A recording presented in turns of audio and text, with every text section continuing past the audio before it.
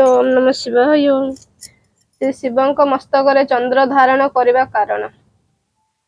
ଶୁଣ ସାଧୁ ଜନ ଶୁଣ ଦେଇ ମନ କନ, ଶିବଙ୍କ ମସ୍ତକେ ଚନ୍ଦ୍ର ଧାରଣ କାରଣ।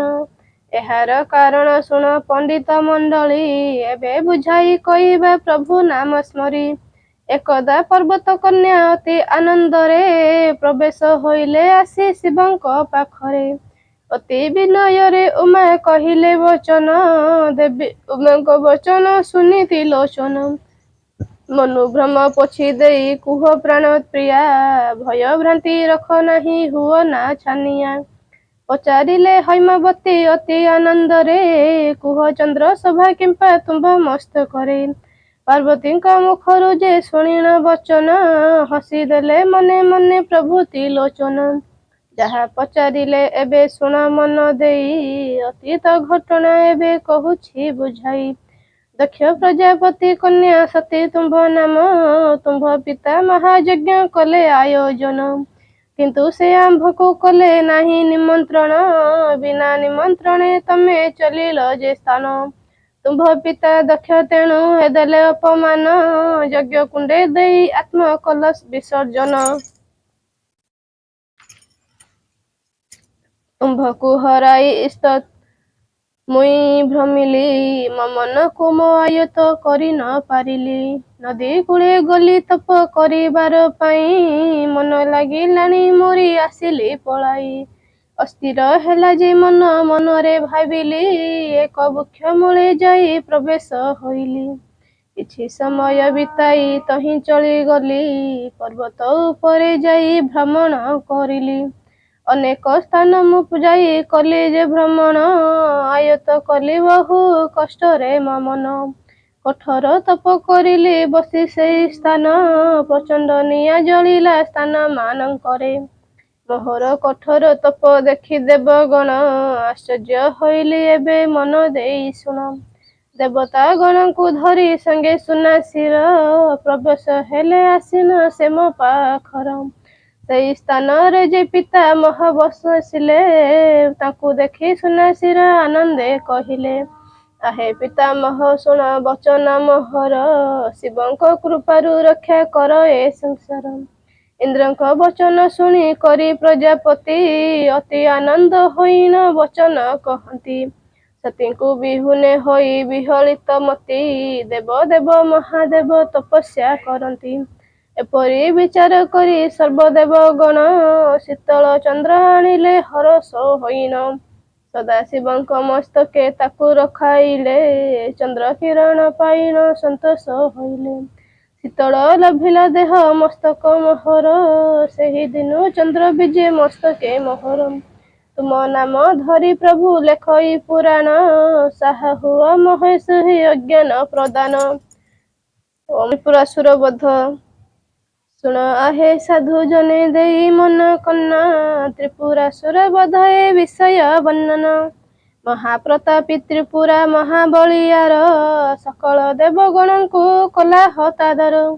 ତାଠାରୁ କଷଣ ପାଇ ସର୍ବଦେବଗଣ, ପରବେଶ ହେଲେ ଯାଇ କୈଳାସ ଭୁବନ।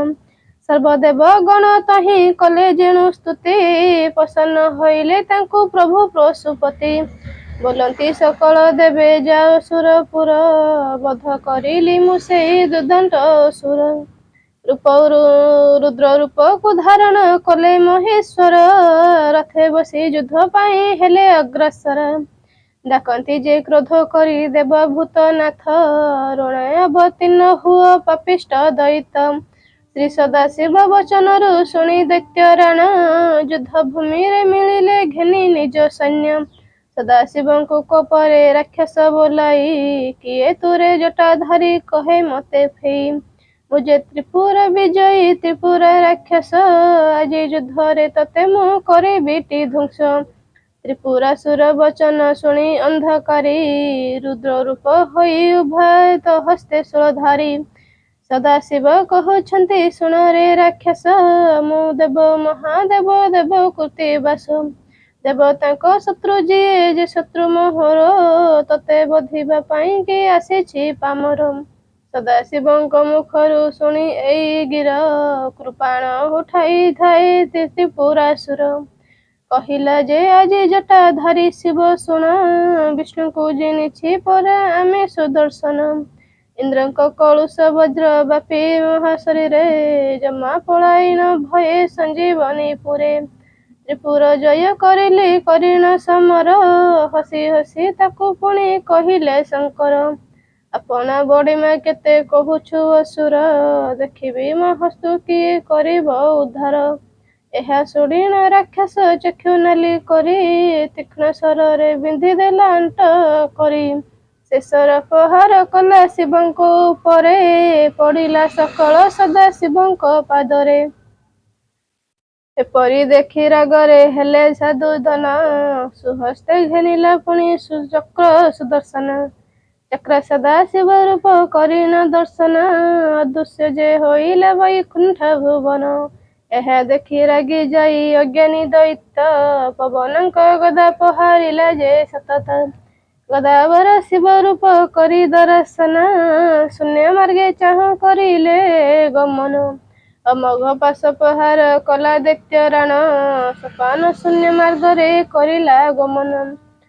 ସୂର୍ଯ୍ୟ ଚକ୍ରଧନ ପ୍ରହାରିଲା ଦୈତ୍ୟ ବର, ବ୍ୟର୍ଥ ହେବା ଦେଖି କ୍ରୋଧ ହେଲେ ଜର ଜର।